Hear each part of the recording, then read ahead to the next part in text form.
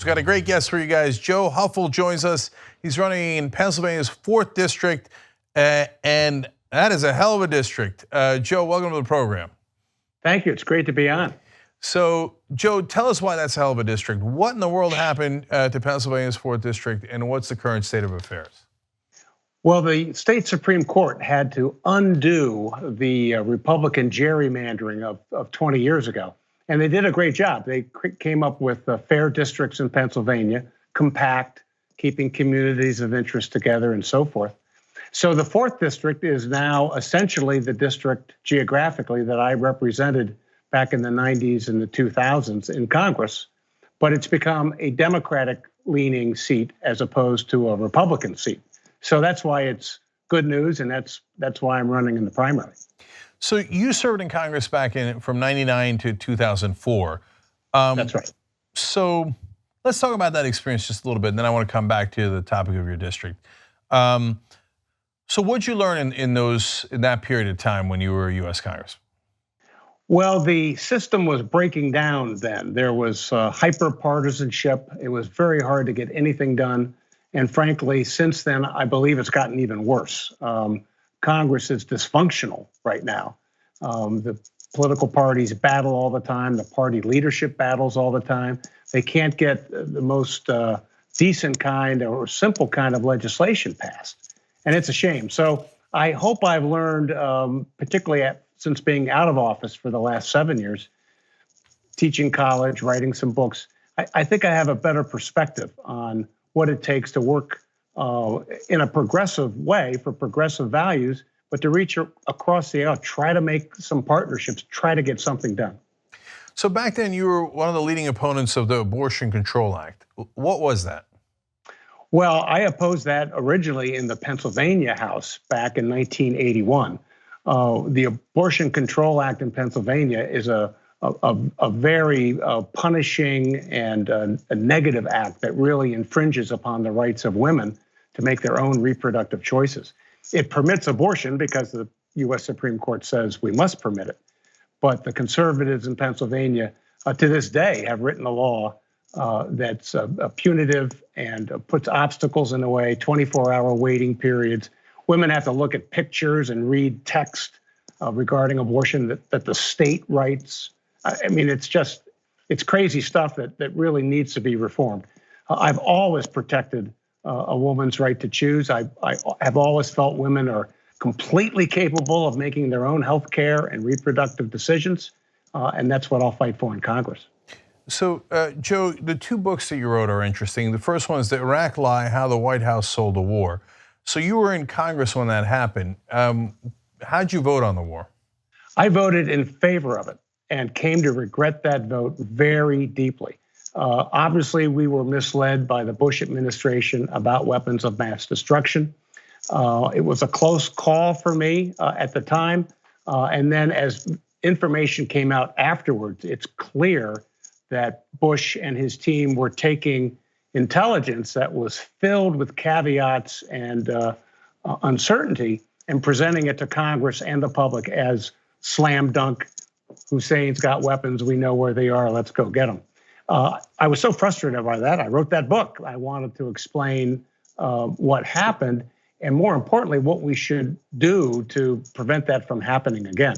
If any president wants to go to a preemptive war in the future, we got to change the law now so that the key findings of the intelligence that he or she is relying on is publicly disclosed before Congress votes.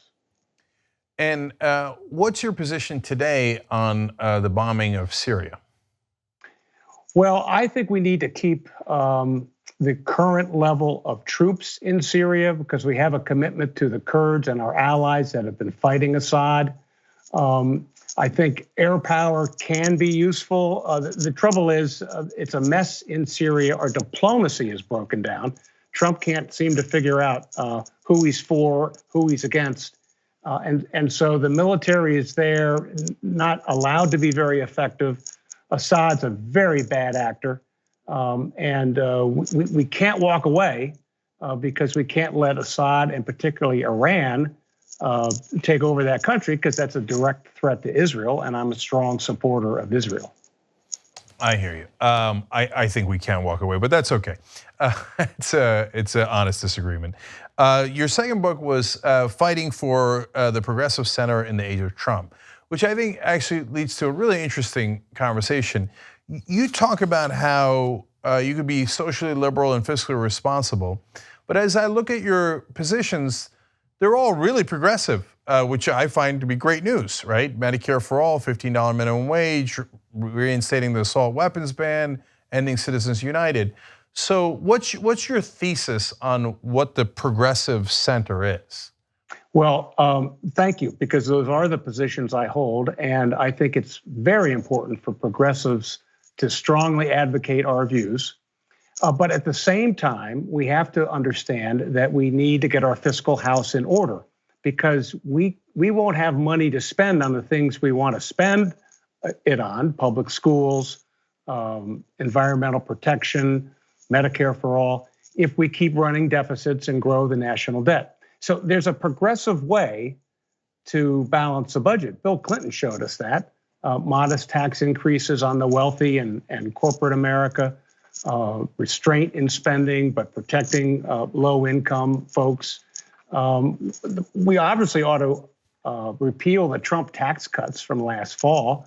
That was just a giveaway of $1.5 trillion. We could use that money to fund some of our progressive programs. And we need a much better balance on military spending. We spend now the same amount as the next 8 countries combined. The number 2 spender is China. We outspend them 3-1 in the military budget. We outspend Russia 9-1. So we're still in a dangerous world, but we need to balance that spending out. We can save money. We can get the tax situation back where it should be, so the wealthy and the rich are paying their fair share.